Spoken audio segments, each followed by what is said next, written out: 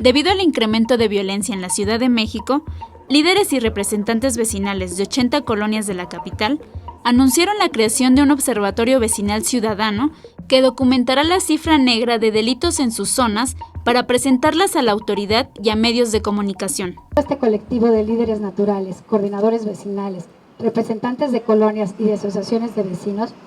mensualmente realizará un balance que daremos a conocer a los medios de comunicación y a la autoridad para medir y dar cuenta del estado que guardan nuestras peticiones, de los avances y retrocesos en la seguridad de nuestros vecinos. Por ello, Trinidad Belauzarán, presidenta de Prolomas Chapultepec, explicó que la próxima semana entregarán una carpeta con las 3 necesidades más apremiantes en materia de seguridad de cada colonia a la jefa de gobierno y al secretario de Seguridad Ciudadana. Queremos dejar claro a la doctora Claudia Sheinbaum y al maestro Jesús Horta nuestra voluntad y vocación para ayudar, para reconocer los aciertos y los logros, pero también para denunciar ante la opinión pública los retrocesos, errores y omisiones en lo que la materia se cometa. La información que presentarán saldrá de los chats vecinales en donde se reportan los acontecimientos en tiempo real e invitó a más colonias a sumarse a esta iniciativa. Por último, queremos compartir que nos mantendremos pendientes de distintos casos en los que la mala aplicación o fallas inherentes al sistema penal acusatorio